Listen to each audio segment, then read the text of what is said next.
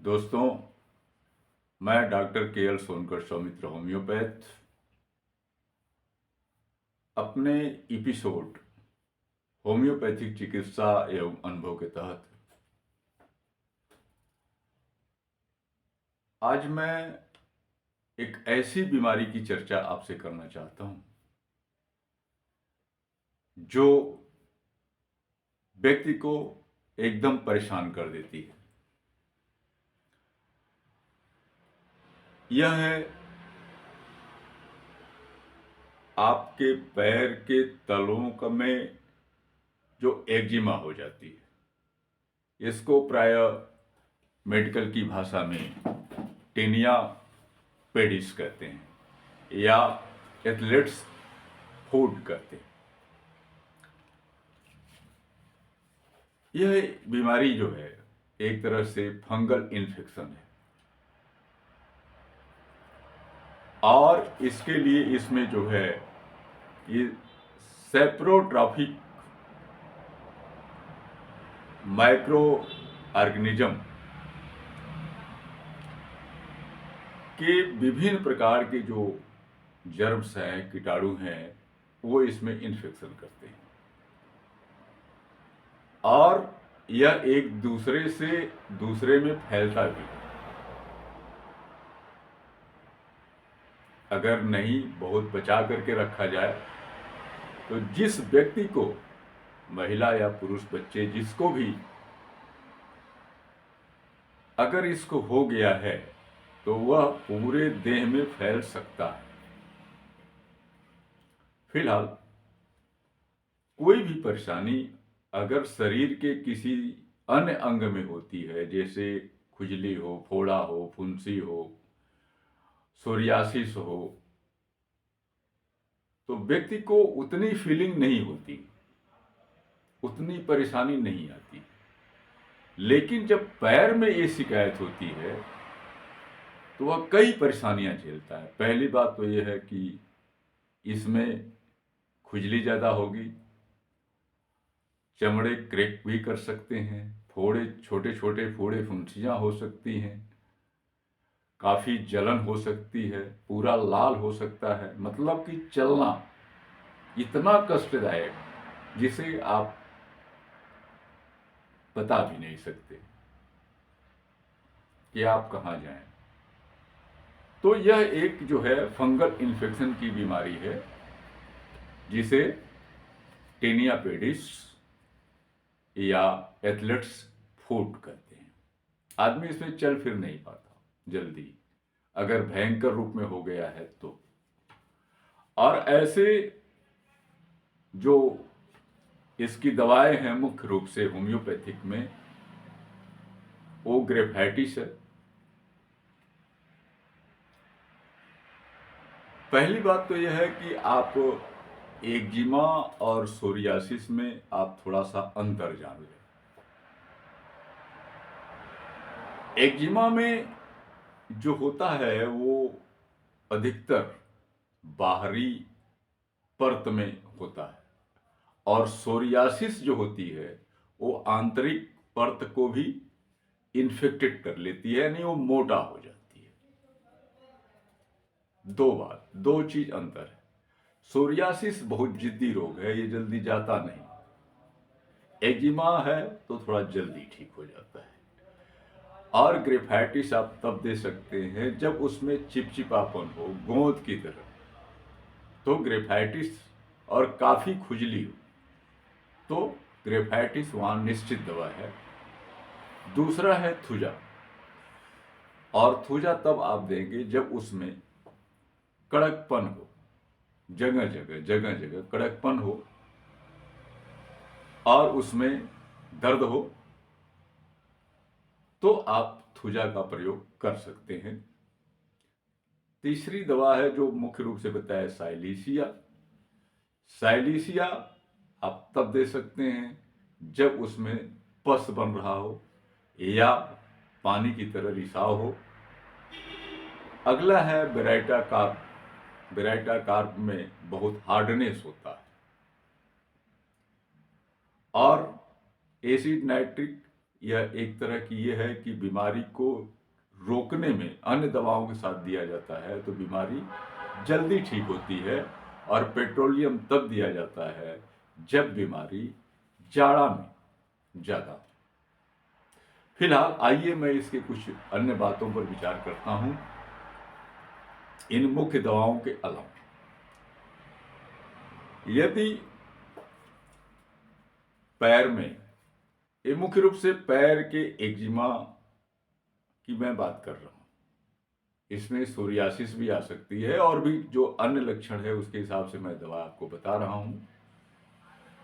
अगर छाले पड़े हो यानी ब्लिस्टर टाइप, तो बेलाडोना, ब्यूफोराना और काली ब्रोम, ये 3 दवाएं हैं। इसको देना चाहिए। इसमें से कोई भी दवा दे सकते हैं, जरूरत के अनुसार 1-2 दवा साथ में दे सकते हैं। आप जानिए कि बेलाडोना तब देते हैं जब वह बिल्कुल सुर्ख लाल हो, चमड़े पतले हो जाए, दर्द भी हो, जलन हो। और बिफोर आना अगर रोग पुराना हुआ है तो, और काली ब्रोम तो तब देते हैं जब मरीज किसी मेंटल प्रॉब्लम से ज्यादा परेशानी महसूस करता हो तो दिया जाता है। आइए, अगर उसमें फोड़े हों, पैर के तलवों में तमाम समस्याओं के साथ फोड़े हों, बॉयल्स बन जाए, तो हम वहां रेटेनिया देते हैं। साथ ही उसमें अगर खाल उधड़ रही है, खाल उधड़ रही हो बनी स्क्वेमेटस हो, तब हम वहां उसकी जो प्रमुख दवा है वो मैनीसिनेला है। मैनीसिनेला एक तरह से आपके जो है कि ल्यूकोडर्मा या जो है कि ये जो कुष्ठ रोग होता है लेप्रोसी, उसकी भी एक अच्छी दवा है। अगर उसमें पिंपल्स पड़ रहे हैं, छोटी छोटी पुंसियां पड़ी हो, तो हम कोनियम देते हैं। और अगर सोरियासिस है तो फास्फोरस। साथ ही अगर उसमें पपड़ी पड़ जाए, माने स्केल्स, पपड़ी पड़ जाती है या खुरंट जम जाती है, तो पीपर मेथाइस्टिकम यह दवा प्रमुख रूप से काम करती है। और तब ज्यादा काम करती है जब जो पपड़ी हटे तो उस पर सफेद दाग दिखाई दे। यह भी लिप्रोसी की दवा है। और उसमें अगर फफोला पड़ा हुआ है, बिजाइकिल्स है, तो आर्सेनिक, ब्यूफोराना, कैलकेरिया कार्प, काली कार्प और मैनसिनेला, इसमें से कोई भी दवा आप ले सकते हैं। साथ ही उसमें जो रिसाव होता है घाव से, उसमें खून मिला हो, खूनी रिसाव, खून के जैसा उसमें हो, रिसाव होता हो, मतलब ब्लडी सीरम निकले, हल्का चिपचिपा भी हो, तो नेट्रमोर पर ध्यान देना चाहिए। और उसमें दुर्गंध भी निकले, फेटिड स्मेल हो, फेटिड पानी महकते हुए हो, तो आर्सेनिक को नहीं भूलना चाहिए। और अगर वह पानी निकलने के साथ वो फैलता जाए, घाव फैलता जा रहा है, तो आर्सेनिक और कैलकेरिया पर हमें ध्यान देना चाहिए।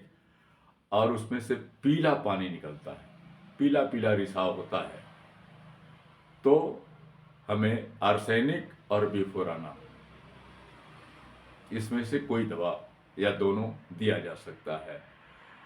अगर इस एड़ी वाला भी आ जाता है इसमें, अगर एड़ी है, खाली एड़ी है, पूरा पाँव का वो सोल नहीं है, सोल नहीं है, कहने का मतलब है कि तलवा नहीं है, खाली एड़ियों में अगर कोई शिकायत ऐसी है, चल रही है, इन्फेक्शन हो गया है, तो और उसमें फोड़े बने हों, तो कैलकेरिया कार्प और लैकेसिस। अगर छाले पड़े हों तो causticum, lachesis, natrum carp, phosphorus और साइलेसिया। अगर उससे खाल उधड़ रही हो, तो इक्लेप्सिस, इक्लेप्स, और खुजली काफ़ी हो रही हो तो कास्टिकम और साइलेसिया, और उसमें पी भरी फुंसी हो तो नेट्रम कार्प, और उसमें व्रण बन जाए यानी उसमें सड़न के साथ अगर फोड़े बन रहे हों तो नेट्रम कार्प, और यह शिकायत उंगलियों के बीच में हो। आप देखते हैं कि बरसात में या जाड़े में महिलाओं को अक्सर उंगलियों के बीच में इन्फेक्शन हो जाता है, पैर में सूजन हो जाती है, तो पेट्रोलियम, ग्रेफाइटिस और साइलेसिया, इसमें से हम कुछ भी दे सकते हैं। और इन सारी चीज़ों को देखते हुए हमें इसकी सफाई पर ध्यान देना चाहिए विशेष रूप से। तो सफाई के लिए जब भी आप, पहला काम है कि गर्म पानी में डेटॉल हो अगर, तो उसमें डाल दें थोड़ा सा 10-5 बूंद और उससे सफाई करें। या फिर आप देहात में हैं तो नीम की पत्ती ले लें, उसमें फिटकरी भी डाल दें और उसके पानी से धोएं। फिर या तो आप मलहम के रूप में या तो लिक्विड के रूप में लेते हैं तो कैलेंडुला मदर टिंचर लें। इससे घाव को सूखने में बहुत आसानी होती है, बहुत जल्दी सूखती है। और एक बात और ध्यान दें कि अगर फोड़े ज़्यादा बन रहे हों और बार बार हो जा रहे हों तो पहला काम है कि आप हीपर सल्फर पर ध्यान दीजिए। हीपर सल्फर लेने से फोड़ा बनना रुक जाएगा। लेकिन कैलेंडुला से धुलाई अगर रेगुलर चलती है तो वह घाव जल्दी सूखती है। और बहुत ज़्यादा घाव हो तो गाज में कैलेंडुला को लगा करके उसको लपेट कर दीजिए ताकि बहुत समय तक पड़ा रहे। और ज़रूरत अगर चिपकता हो तो उसमें कोई भी मलहम आप प्रयोग कर सकते हैं या कैलेंडुला का ऑइंटमेंट प्रयोग करें।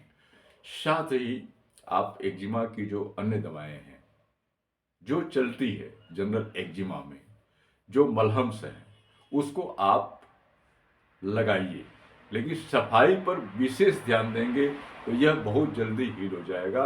अन्यथा काफ़ी देर लेता है, बहुत कष्टकारक ये रोग होता है टेनिया पेडिस। तो इस चीज़ पर ध्यान देना चाहिए। कई हमारे मित्रों का फोन आया कि आप टीनिया पेडिस के लिए दवा बताइए, तो मैंने इसमें बता दिया है आपको दवा। और मुख्य जो दवा मैंने बता दिया है, इसकी ग्रेफाइटिस होती है और थुजा होती है, साइलेसिया, ब्रेटा कार्ब है, एसिड नाइट्रिक और पेट्रोलियम है। पेट्रोलियम आप तभी दें जब ये बीमारी जाड़े में पड़े। ग्रेफाइटिस तब दें जब इसमें चिपचिपापन का वो स्राव निकले और चिपक जाए उसमें कपड़े, और बाकी तो सब सुखाने के लिए। बाद में अगर आप बायोकेमिक दवा भी इसमें देना चाहते हैं तो इसके लिए बायो कॉम्बिनेशन बना बनाया जो होता है, बायो कॉम्बिनेशन नंबर 20 अवश्य साथ में दें। साथ ही अगर घाव काफ़ी बढ़ा हुआ है तो आप बेहतरीन हो कि आप अपने से लेने के बजाय पास के किसी होम्योपैथिक चिकित्सक को दिखला करके तो दवा लें। इससे क्या होगा कि चिकित्सक को किस दवा की क्या पावर देनी है, किस दवा का कब घटाना है, कब बढ़ाना है, कब जोड़ना है, कौन सी चीज़ बीच में जोड़ना है। और एक बात और बता दें कि बीमारी बार बार न हो, ठीक होने के बाद भी बार बार हो जाती है, तो ध्यान दीजिए कि इसके लिए बैसिलिनम या ट्यूबरकुलम इसको बीच बीच में देते रहना चाहिए। और में अगर बेहद तीखा खाने वाला नमकीन पसंद हो तो नेट्रमोर को भी नहीं भूलना चाहिए। तो मेरा ये सलाह है कि आप अपने पास पड़ोस के, अपने नगर के किसी भी अच्छे होम्योपैथ को दिखला करके इसका इलाज करें, क्योंकि वह चिकित्सक जानता है कि कब क्या देना चाहिए, कितने समय पर देना चाहिए, कब उसकी पोटेंसी बढ़ानी चाहिए, कब दवा को बदलना चाहिए। मतलब फर्स्ट प्रिस्क्रिप्शन से नहीं काम चलता तो सेकेंड, थर्ड, फोर्थ प्रिस्क्रिप्शन होता है। और यह होम्योपैथिक चिकित्सक के विवेक पर निर्भर करता है। तो मैं अपनी बात यहीं समाप्त करता हूं। अगर आप हमसे सलाह लेना चाहते हैं तो हमारे व्हाट्सएप नंबर है 99 36 93 78 35। देखें, 99 36 93 78 35। और प्रिस्क्रिप्शन के लिए अगर आप हमसे सलाह लेते हैं, प्रिस्क्रिप्शन मांगते हैं, तो इसकी एक जो हमारी फीस है उसे आपको हमारे गूगल पे या फ़ोन पे पर जो नंबर मैंने बताया व्हाट्सएप का, उस पर आपको भेजना पड़ेगा। इसी के साथ मैं अपनी बात समाप्त करता हूँ। आप सभी लोगों ने ध्यान से सुना, आपका कल्याण हो। इसी के साथ मैं आप सभी लोगों से विदा लेता हूँ। आप सभी लोगों को बहुत बहुत धन्यवाद।